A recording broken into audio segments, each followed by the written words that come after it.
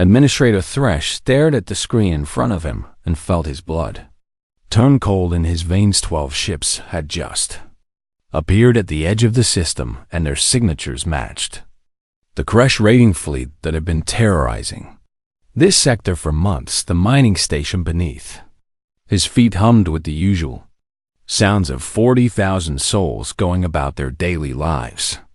Children laughing in the education centers, workers returning from the asteroid fields, families preparing evening meals in their hab blocks. None of them knew yet that death had come calling. "Send the alert," Thresh said quietly to his communications officer, a young Vraxian female named Sella, who had barely seen 20 cycles. Her hand shook as she activated the station-wide emergency protocol. Within seconds, alarms began wailing through every corridor and compartment, a sound that made Thresh's heart clench with remembered fear from the last raid he had witnessed as a young officer. The station had not survived. Get me a channel to the Vraxian Navy, the Pelian Coalition Defense Force, and anyone else within 300 light years who might have ships, Thresh ordered, his voice steadier than he felt. He had been station administrator for 12 years and had drilled for this moment hundreds of times.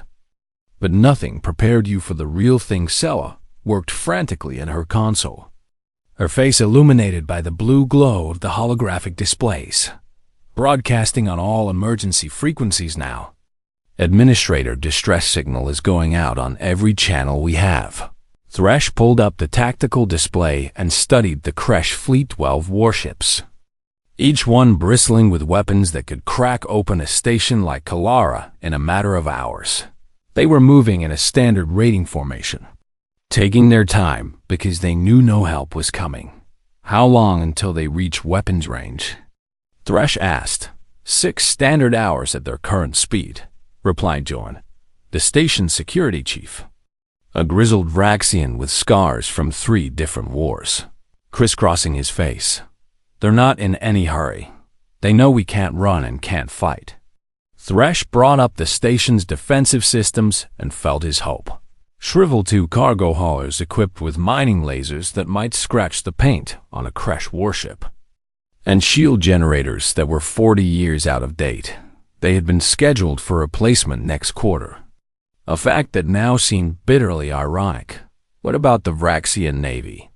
He asked, already knowing the answer but needing to hear it anyway. Sella checked their incoming messages, and her face told him everything before she spoke. 3rd Fleet acknowledges our distress call. They're 3 days away at maximum burn. Admiral Krell sends his billets, regrets, and says he's dispatched every ship he can spare. 3 days. They had 6 hours. Pelian response? Thresh asked, grasping at straws now, expressing sympathy and concern, but unable to provide military assistance. Nearest Pelian warship is a week away, Sella reported, her voice cracking slightly. They're asking if we need evacuation support after the incident. After the incident, as if they would still be alive, too. Evacuate. Thresh stood and addressed his command crew. Send word to all department heads. Begin evacuation of non-essential personnel to the core sections. I want every child and civilian. Move to the reinforced areas immediately. Security teams, break out whatever weapons we have in storage and prepare defensive positions at key choke points.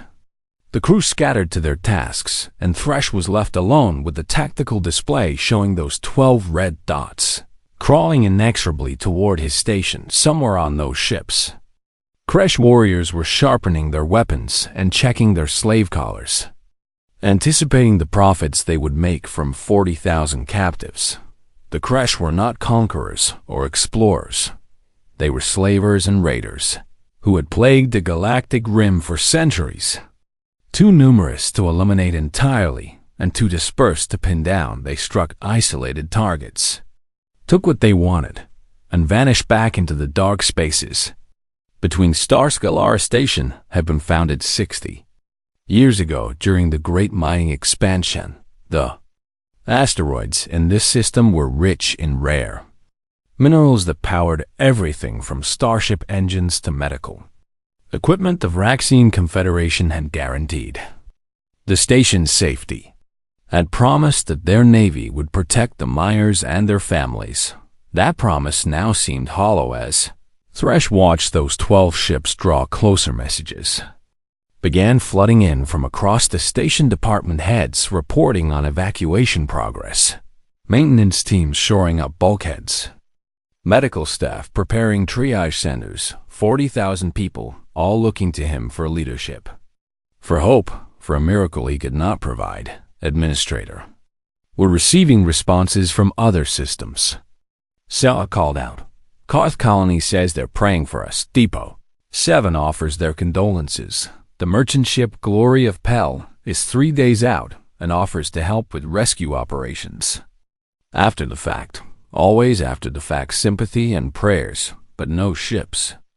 No weapons, no help when it mattered. Thresh activated the station-wide intercom. This is Administrator Thresh. I will not lie to you, a Kresh raiding fleet has entered our system and will reach us in approximately 6 hours. The Vraxian Navy cannot reach us in time. We are alone. He paused, hearing his words echo through 40,000 personal communicators and wall speakers. But we are not helpless. We will evacuate all non-combatants. To the core sections, we will use every weapon and defense we have, and we will make these raiders regret the day they chose Kalara Station as their target. It was bravado, and everyone knew it. But sometimes bravado was all you had. 4 hours passed in frantic preparation. Children were herded into the reinforced center of the station with their parents. Volunteers took up positions with whatever could be used as weapons, and the station's 2 cargo haulers moved to intercept the raiders. Knowing they would likely die in the first exchange, Thresh returned to the command center and found Sella still at her station, still broadcasting their distress call into the void. Any responses? She shook her head, tears tracking down her face. Nothing that can help us in time. The Kresh fleet slowed as they approached weapons range, and Thresh's console chimed with an incoming transmission. He accepted it and found himself staring at the face of Commander Zhao, a Kresh warrior whose reputation for brutality was known across 3 sectors. Station Administrator, Zhao said, his voice like grinding metal. I am Commander Zhao of the Kresh raiding clan. Your station is now under our authority. You have 2 options. Surrender immediately and submit to processing, or resist and be destroyed. You have 6 standard hours to decide. Use them wisely. The transmission cut off, and Thresh stood there, staring at the blank screen. Processing meant slavery, meant families torn apart and sold to the highest bidder across the lawless region's resistance, meant death for everyone. He looked at Sella, at Jorn, at his command crew. Keep broadcasting. Someone has to hear us. Someone has to come. But the void remained silent, and the Kresh fleet drew closer. 5 hours had crawled by like wounded animals, and Administrator Thresh watched his countdown. Timer ticked toward 0. The Kresh fleet had begun their assault exactly on schedule. Long-range plasma cannons battering Kalara station shields with methodical precision. The ancient shield generators howled. Under the strain, and maintenance crews scrambled to keep them running. Power fluctuations sent lights flickering throughout the station, and Thresh could hear the structural supports groaning as energy weapons superheated the outer hull plating. Shields holding at 40%. John reported from his security station, but they're dropping 1% every 3 minutes. We have maybe 2 hours before they fail completely. In the residential sections, families huddled together in the reinforced core. Parents held children close and tried to muffle the sounds of weapons fire that reverberated through the metal bones of their homes. Some prayed to old gods, while others simply waited for the end. Thresh had sent his own family beeper into the core, had kissed his mate and 2 younglings goodbye an hour ago. He would not see them again before the shields failed, and the crash boarding parties came through the airlocks. "Keep broadcasting," he told Sela. Though he knew it was pointless, now no one was coming. No miraculous rescue fleet would drop out of faster-than-light travel at the last second. This was reality. Not one of those adventure stories his daughter loved to read. Sela continued her work with the dedication of someone who refused to give up, even when hope had died her. Fingers danced across the communications console, sending their distress signal out on every frequency and protocol the galactic community used. Then something strange happened, a chime from her console, soft and almost musical, indicating an incoming transmission on a channel Thresh did not recognize. "Administrator," Sela said, her voice uncertain. "I'm receiving something on old emergency frequency. It's archaic, barely used anymore. I think it dates back to the first contact protocols from a century ago." Thresh moved to her station and studied the signal. It was heavily corrupted by interference. The signature unlike anything in the current galactic databases. Whatever ship was sending it used technology he had never encountered. "Can you clean it up?" He asked. Sela worked her console, and after a moment, a single word emerged from the static. "Received." There was a pause. More interference. Then, inbound. The transmission ended as abruptly as it had begun, and Thresh stared at the console. What kind of ship uses those frequencies? Before Sela could answer, a new alert blared from the tactical station. Jorn's eyes widened as he studied his displays.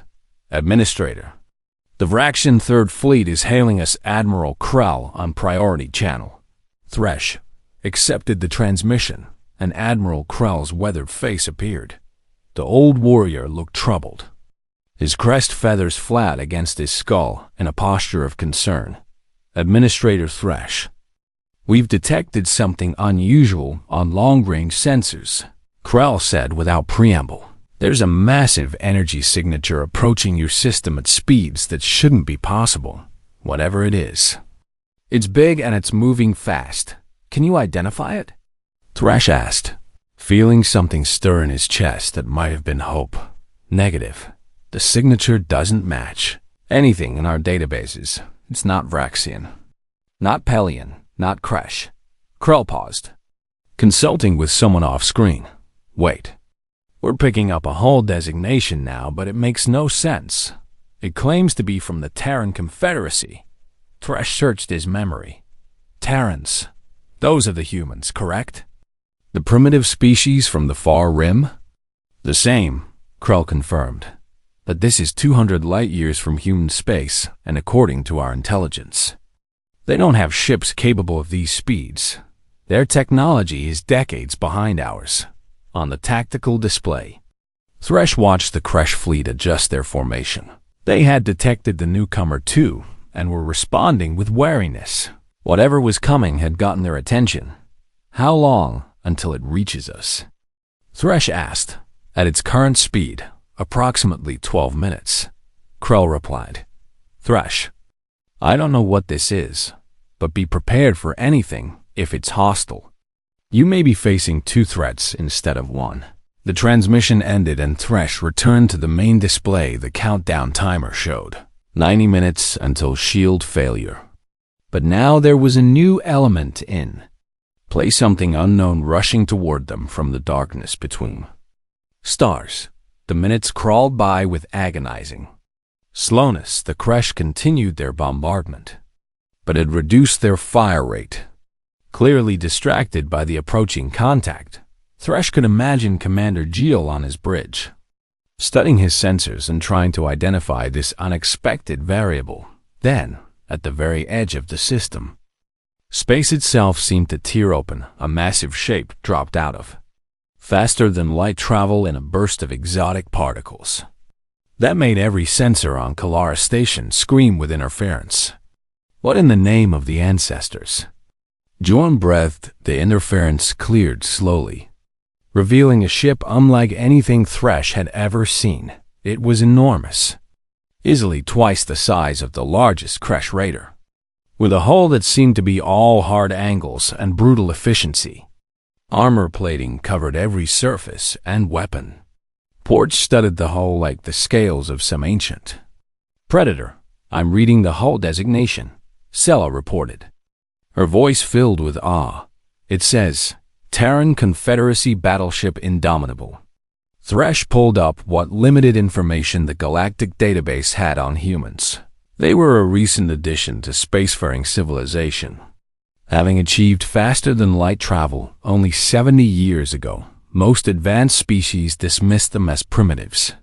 Barely worth noticing, they operated on the far rim of explored space, keeping to themselves and generally being ignored by the major powers. But this was no primitive vessel, even at this distance. Thresh could see the power radiating from it, could feel the threat it represented. The human battleship began accelerating toward Kilar Station, and Thresh felt his breath catch. It was moving fast, far faster than any capital ship should be able to maneuver. And it was heading directly toward the Kresh fleet. "They're on an intercept course," Jones said unnecessarily. "At that speed, they'll reach combat range in 5 minutes." The Kresh fleet had come to the same conclusion. Their formation tightened. Weapon systems powering up to full capacity, Commander Zhao would not back down from an unknown threat. Not when he had already committed to this raid. Thresh's console chimed with an incoming transmission, and he accepted it. Without hesitation, the face that appeared was human. Female, with skin darker than any Vraxia and eyes that held the kind of hard-won experience that came only from surviving things that should have killed you. "This is Captain Elena Reyes of the Terran Confederacy Battleship Indomitable," the human said, her words translated by the station's computer, but still carrying an accent Thresh had never heard. "We received your distress call on the old emergency frequencies. Kalara Station. Please confirm your situation." Thresh found his voice. "Captain Reyes, this is Administrator Thresh. Our station is under attack by a crash. Raiding Fleet 12 warships. Our shields are failing, and we have no military support available." Reyes nodded, her expression hardening. "Understood, stand by." "Administrator, we're moving to engage." "Captain, you don't understand," Thresh said quickly. "The Kresh fleet is heavily armed. You're alone. You should wait for reinforcements." Something that might have been a smile crossed the human captain's face. "Administrator, we came all this way because you asked for help. We didn't come to wait Indomitable out." The transmission ended, and Thresh watched in disbelief as the human battleship continued its headlong charge toward the Kresh fleet. It was suicide. 1 ship against 12. No matter how large or well-armed, but something in Captain Reyes' eyes had told him that she knew exactly what she was doing, and that terrified him more than the Kresh Raiders ever had. Commander Zhao of the Kresh Raiders stared at the approaching human vessel and felt something he had not experienced in many years. Uncertainty's tactical officer had pulled up what little information existed on human military capabilities, and it was laughable. Primitive kinetic weapons, outdated shield technology, and a complete lack of combat experience against any major galactic power. Yet something about this ship made his warrior instincts scream warnings. "Hail them," Zhao ordered. "Let us see what these primitives want." The communication channel opened, and Zhao found himself looking at a human female wearing what appeared to be a military uniform. Her face was unremarkable by galactic standards, but her eyes held a coldness that spoke of violence done and violence yet to come. Unknown vessel. "This is Commander Zhao of the Kresh raiding clan," he said in his most intimidating voice. "You are interfering in Kresh. Business, depart immediately or be destroyed. This is your only warning." The human captain studied him for a long moment before responding, and when she spoke, her voice was calm and utterly without fear. "This is Captain Elena Reyes of the Terran Confederacy Battleship Indomitable. That station asked for help, and we answered. You have one chance to withdraw your fleet and leave this system. Refuse, and we will remove you by force. Zhao felt his blood heat with rage. This primitive dared to threaten him? He who had raided 100 worlds and enslaved thousands. You are one ship against 12. Human, your arrogance will cost you your life and the lives of your crew. Final warning. Leave now. Captain Reese's expression did not change. You made your choice. Indomitable out. The transmission ended and Geo barked orders to his fleet. All ships. Battle formation, Delta target that human vessel and destroy it. Let us teach these primitives what happens when they challenge the crash. His fleet opened fire simultaneously. Dozens of plasma cannons and particle beams lancing across the void. Toward the human battleship was enough firepower to cripple any civilian vessel and damage even a military cruiser. The weapons struck the Indomitables.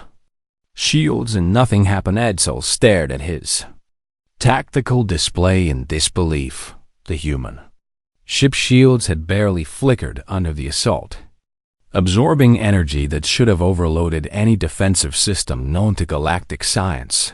Target their shield generators. Focus fire on their port side, Zhao commanded, refusing to believe what he was seeing. Concentrate all weapons. His fleet adjusted and fired again, pouring more energy into their attack. The human ship continued its approach without slowing, shields shimmering but holding firm. Then the Indomitable returned fire. Administrator Thresh watched from Kalara Station's command center as the human battleship rotated on its axis with a fine way. Grace that should have been impossible for something so massive. The maneuver brought its full broadside to bear on the Kresh fleet, and Thresh saw rows of weapon ports opening along the hull. What emerged was not the elegant energy beams of modern warfare. Instead, the Indomitable unleashed a storm of solid metal. They're using kinetic weapons? Jorn said, his voice filled with disbelief. That's ancient technology. Why would they? His question was answered as the first railgun slugs struck a Kresh raider at a significant fraction of light speed. The tungsten penetrators punched through shields designed to deflect energy weapons and tore through the hull like it was made of paper. The raider's reactor containment failed, and the ship vanished in a brief sun of nuclear fire. But the railguns were only the beginning. Missile pods along the Indomitable's hull ejected hundreds of guided warheads that scattered and accelerated toward their targets. Each missile carried its own drive system and maneuvering thrusters, making them impossible to predict or effectively intercept. The Kresh fleet's point defense systems tried to shoot down the incoming swarm, but there were simply too many missiles, slammed into hulls and exploded with devastating effect, breaching compartments and destroying vital systems. Two more Kresh raiders were crippled in the first 30 seconds of combat. Their tactics are insane, Sella whispered. They're not following any standard engagement doctrine. They're just attacking. Thresh understood what she meant. Galactic warfare had evolved over millennia into a careful dance of shield strength and energy weapon. Efficiency battles were often decided by attrition as opposing fleets wore down each other's defenses. But the humans were not playing by those rules. They were fighting like someone who had never heard of rules. Commander Zhao watched 3 of his ships die and felt fear replace his anger. All vessels. Evasive maneuvers, scatter formation, focus fire on that ship's weapon systems. His fleet tried to disperse, but the human battleship was already moving again. It did not pursue the fleeing raiders, but instead cut across their formation at a speed that should have torn it apart from the forces involved. More railgun fire ripped through the void, targeting the Kresh ships with terrifying accuracy. Shul's flagship shuddered as a tungsten slug, the size of a shuttle, punched through their aft shields and vaporized their secondary reactor. Return. Fire all weapons. Kill that ship. Zhao roared, but his bridge crew was already dead or dying as system failures cascaded through the vessel. Human ship deployed something new, small craft launched from its belly, each one moving with aggressive intent. Thresh's sensors identified them as fighter craft, though they were heavily armed and armored beyond anything the galactic standard considered reasonable for their size. What kind of pilots fly those things? Jorn asked as he watched the human fighters weave through Kresh defensive fire without apparent effort. The answer came when one of the fighters was struck by a lucky plasma burst, and instead of exploding, simply tumbled for a moment before its pilot regained control and continued the attack. They're wearing some kind of personal armor. Thresh realized those pilots can survive direct hits. The human fighters swarmed over the crippled Kresh vessels, their weapons cutting through hull plating and disabling engines. It was not destruction for destruction's sake, but rather surgical strikes meant to disable rather than kill within. 20 minutes of the engagement starting. 7 Kresh ships were destroyed outright, and 5 more were drifting hulks, their crews either dead or trapped in sealed compartments. Remaining Kresh raiders attempted to flee, but found their faster-than-light drives disabled by some kind of electromagnetic pulse the human ship had deployed. This is Captain Reyes to all Kresh vessels. The human's voice came over all communication channels. Your drives are disabled, and your weapons are offline. Any attempt to restore either will result in your immediate destruction. Power down and prepare to be boarded. Your crews will be treated according to the Galactic Convention on Prisoners of War. Thresh realized he was gripping his console hard enough to hurt in less than half an hour. A single human ship had annihilated a Kresh raiding fleet that would have required a full Vraxian battle group to engage. Sir, Sella said quietly, the human captain is hailing us. Thresh accepted the transmission, and Captain Reyes' face appeared again. She looked tired but satisfied, like someone who had just completed a difficult but necessary task. Kalara Station.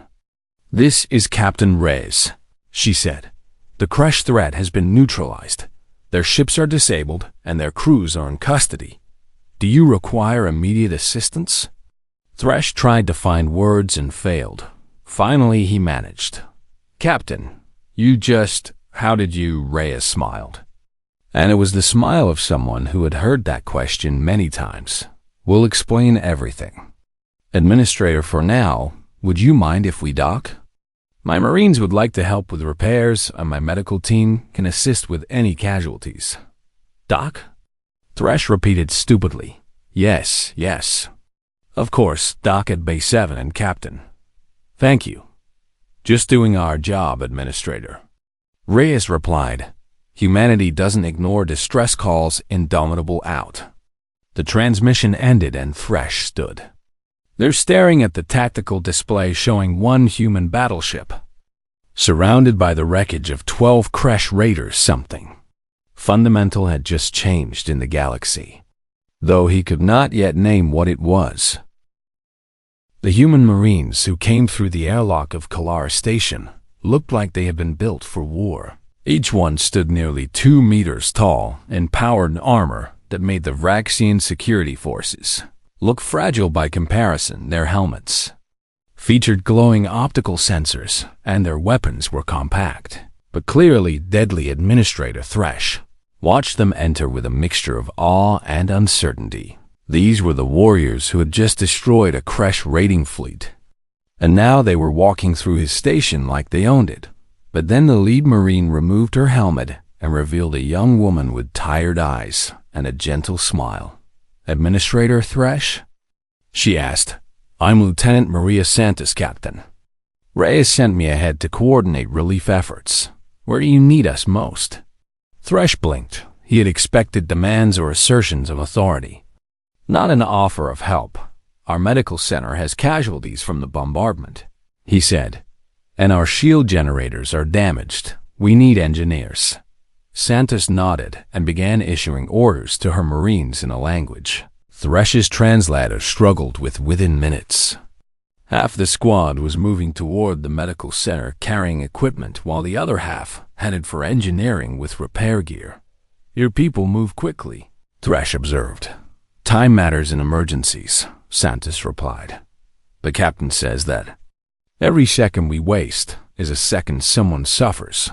We don't waste seconds. Over the next hour, Thresh watched as human efficiency transformed his battered station. Their medical personnel worked alongside Raxian doctors. Their equipment more advanced than anything the station had. Engineers swarmed over the damaged shield generators, with tools that seemed almost magical in their effectiveness. These burns should have killed him.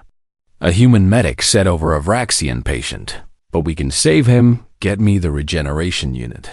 Children who had been crying in fear were now laughing as human marines handed out food rations that tasted better than anything the station's recyclers produced. One massive marine sat cross-legged on the floor surrounded by Vraxian younglings, showing them pictures of Earth and telling them stories about humanity's home world. Thresh found himself in the station's conference room facing Captain Reyes in person. She was shorter than he had expected, barely reaching his shoulder, but she carried herself with the confidence of someone who had stared down death and emerged victorious. "Thank you, Captain," Thresh said formally. "You saved 40,000 lives today. The Vraxian Confederation and the people of Kalara Station owe you a debt that cannot be repaid." Reyes waved off his words. "We were in the neighborhood and heard someone needed help. Any decent species would have done the same, but they didn't." Thresh said quietly, "The Vraxian Navy couldn't reach us in time. The Pelion Coalition expressed sympathy, but sent no ships. You were 200 light years from human space, and you came anyway. Why?" Reyes leaned back in her chair and studied him. "Administrator, can I ask you something? When you sent that distress call, did you care who responded?" "No," Thresh admitted. "I would have welcomed anyone." "Exactly," Reyes said. "You needed help and you asked. That's all that matters. Humanity has a saying. No one left behind. We heard your call and we answered. It's that simple." "But how did you hear it?" Thresh asked. "We were broadcasting on modern frequencies. Your cella is thorough," Reyes explained. "She sent the distress call on every frequency in your database, including some old emergency protocols from First Contact. Humanity still monitors those channels because we remember what it was like to be alone in the dark." She stood and walked to the viewport. Looking out at the stars, 70 years ago, humanity achieved faster than light travel, and we thought the galaxy would welcome us instead. We were dismissed as primitives. The Vraxian Confederation rejected our application for membership. The Pelion Coalition wouldn't even meet with our diplomats. We were told to stay in our corner of space and not bother the advanced civilizations. Thresh felt shame heat his crest feathers. He remembered that vote. Remembered the arguments that humans were too aggressive, too unpredictable, too young a species to be trusted. "So we went home," Reyes continued, "and we built our own systems, our own fleets, our own civilization, but we never forgot what it felt like to be ignored, and we made a promise. If anyone ever called for help, humanity would answer, no matter the distance, no matter the cost, no matter what. That's why you came," Thresh said, understanding finally.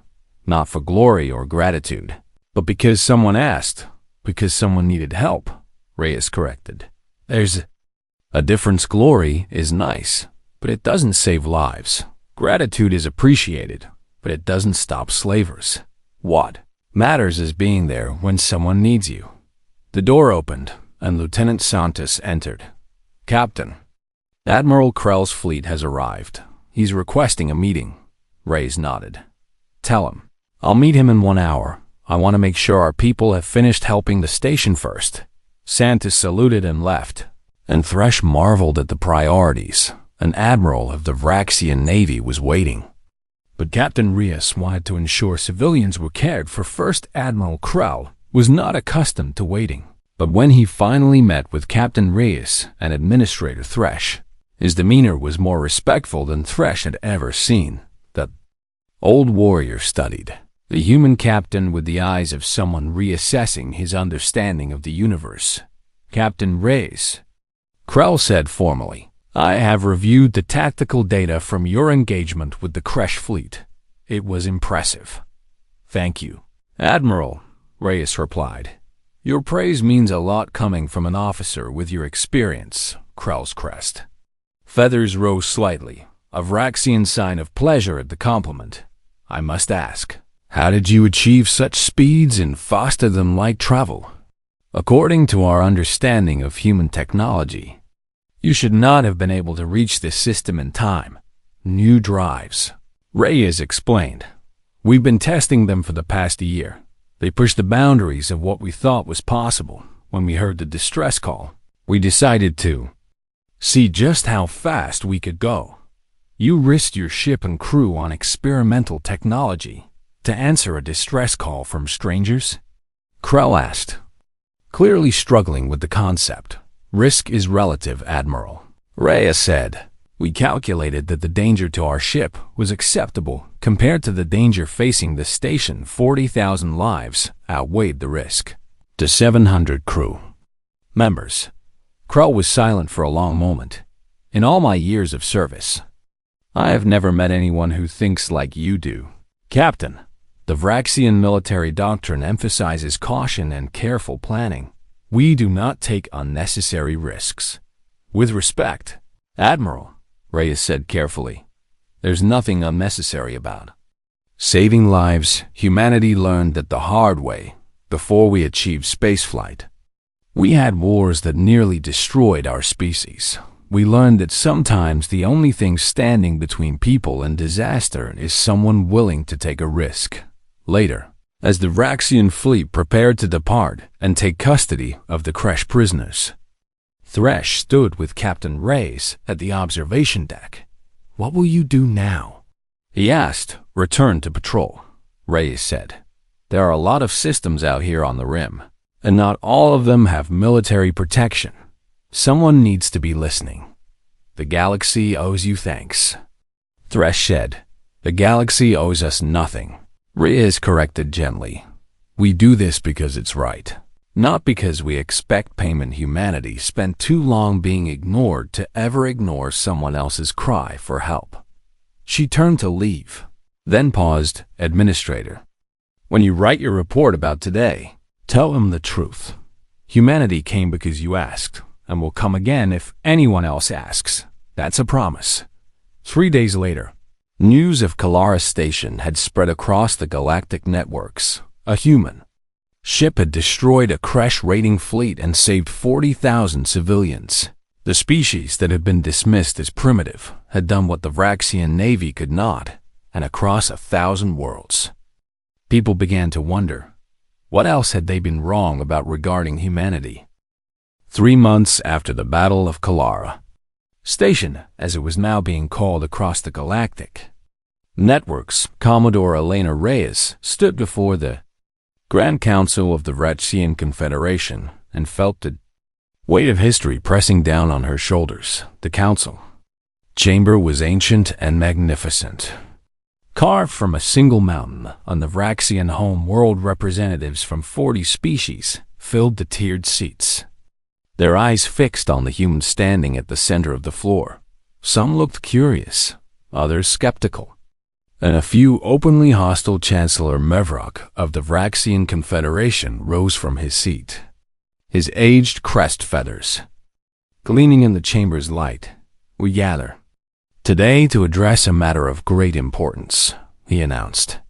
The actions of humanity at Kalara Station have forced us to reconsider our previous assessment of their civilization, Captain Reyes.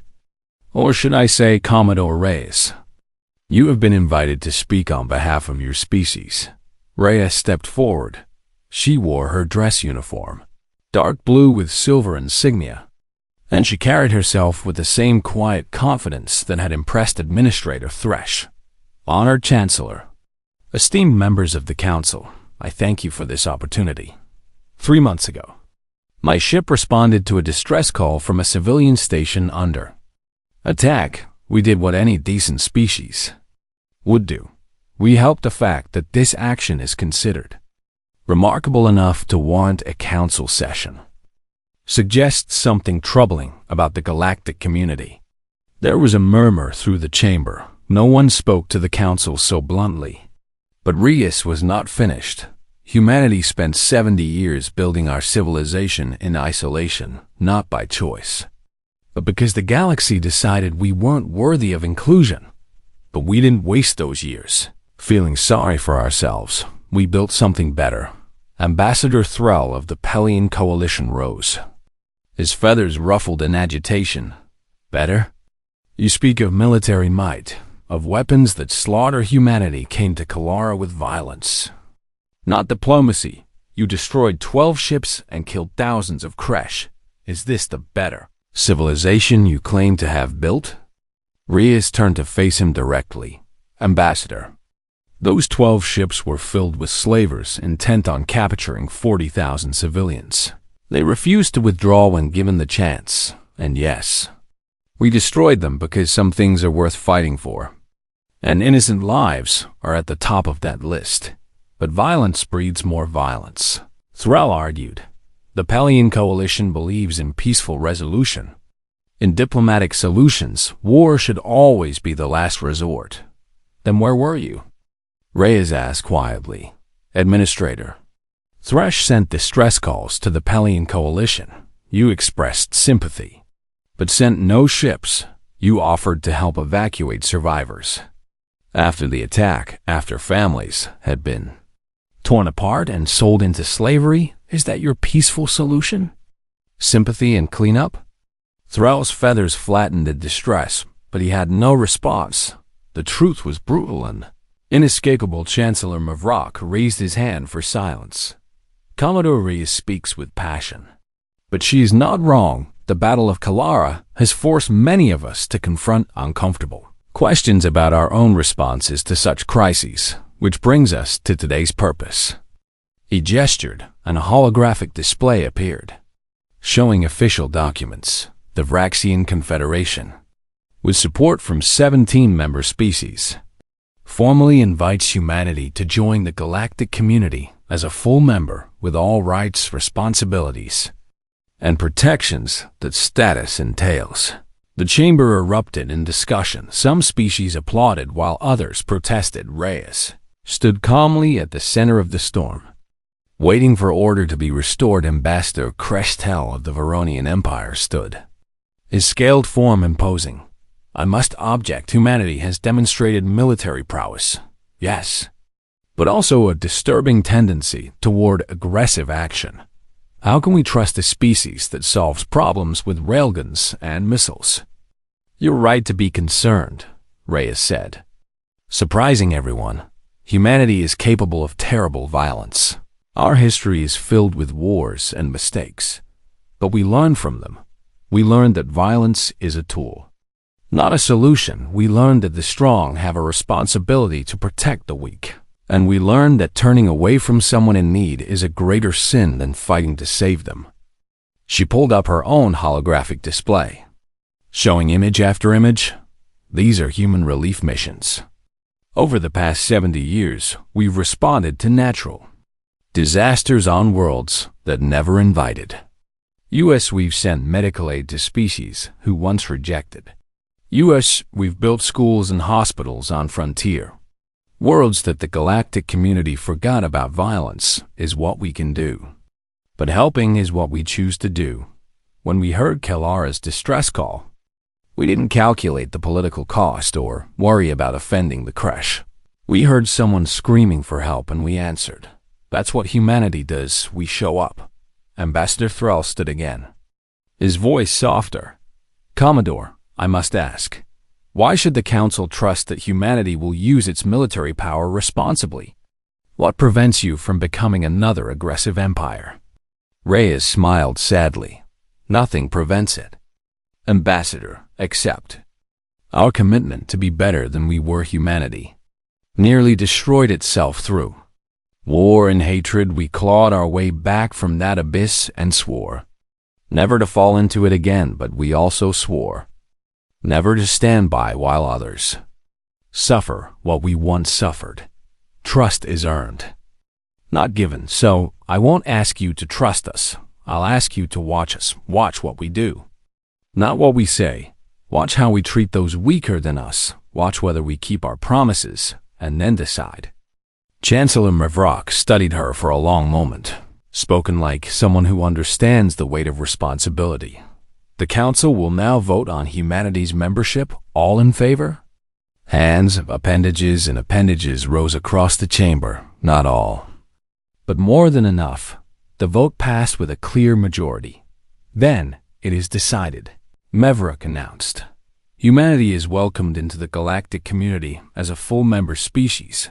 Commodore Reyes, your people have earned their place among the stars. Reyes saluted formally.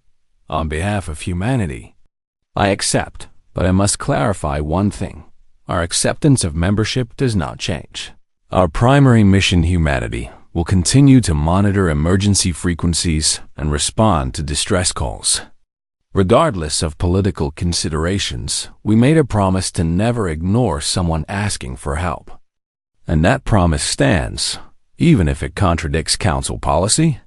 Thrall asked. Even then, Reyes confirmed. If the council orders us to ignore a distress call, we will politely decline that order. Some things are more important than politics.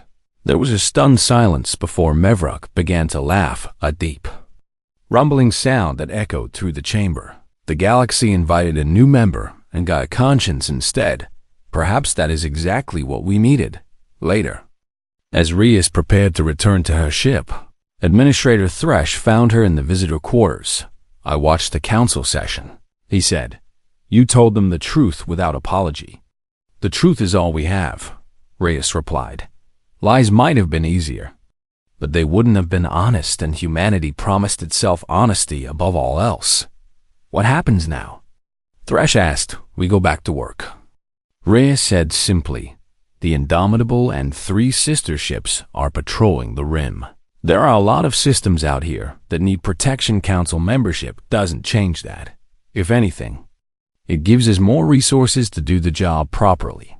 Weeks later, the Indomitable cruised through the darkness between stars. Her crew alert and ready. The ship's communication officer, a young lieutenant named Chun, monitored the emergency frequencies the way someone might watch for storms on the horizon. Ma'am, Chun said suddenly, we're receiving a distress call. Dalos Colony. 70 light years from here. They're under attack by pirates. 16 ships. Colony defenses are minimal.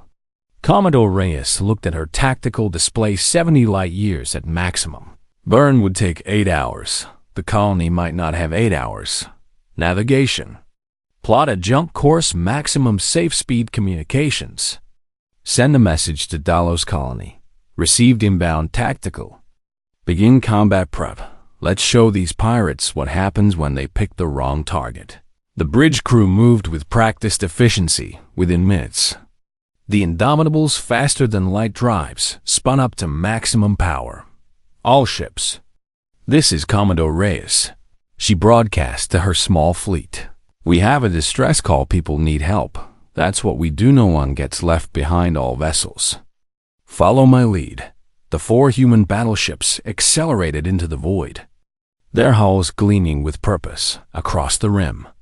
A new message began spreading on every emergency frequency, translated into every known language. This is the Terran Confederacy Emergency Response Fleet if you need help. Transmit on these frequencies. Humanity is listening no matter where you are. No matter who you are, if you call for help, we will answer. No aid was coming, but now it does. This is humanity's promise. We will not leave you behind. On Dalos Colony, desperate civilians heard the message and wept with relief. On 100 other worlds, species that had never heard of humanity learned that someone was finally listening. And in the cold dark between the stars, 4 human ships raced toward those who needed them most.